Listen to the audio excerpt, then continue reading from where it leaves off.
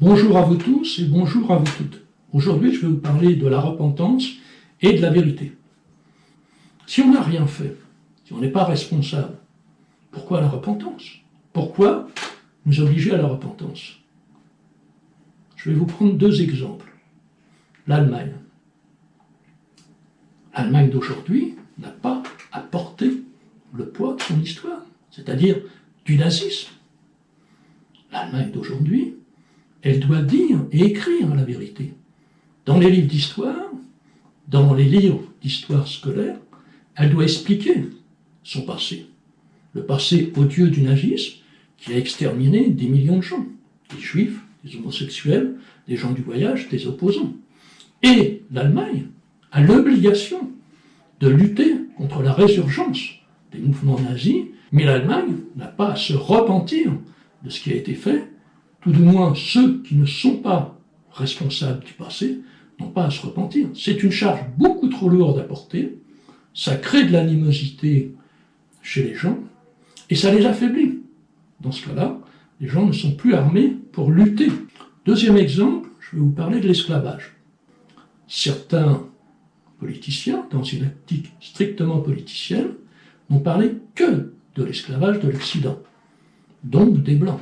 C'était par calcul politique, il fallait culpabiliser un certain nombre de personnes, même si les gens n'ont pas été responsables de l'esclavage. Je parle des gens de notre époque.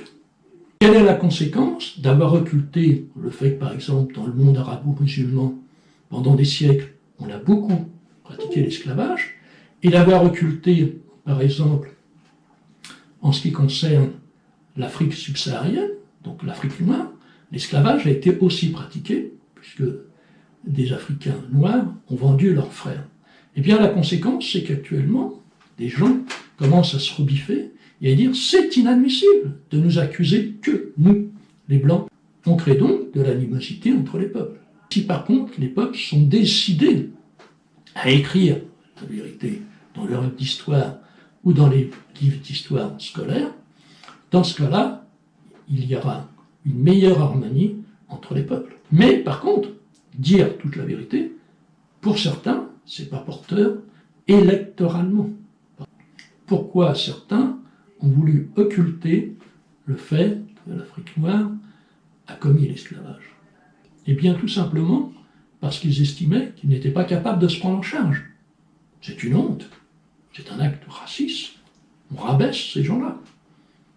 Heureusement, des personnes de l'Afrique noire commencent à dire la vérité, à dire, bah oui, effectivement, chez nous, on a vendu nos frères. Et ça, c'est fondamental. Ça signifie quoi? Ça signifie, oui, vous, Européens, vous êtes capables de dire la vérité, vous êtes capables de gérer votre histoire, eh bien nous aussi. Nous, on n'a pas besoin de vous. On est capable, nous aussi, de dire la vérité. Et dans ce cas-là, entre les peuples, on est dans une logique d'égalité, pas d'infériorité, pas de supériorité, mais d'égalité. Ça démontre tout simplement que l'on soit blanc, noir, jaune, rouge, il y a chez nous le meilleur et le pire. Je vous remercie.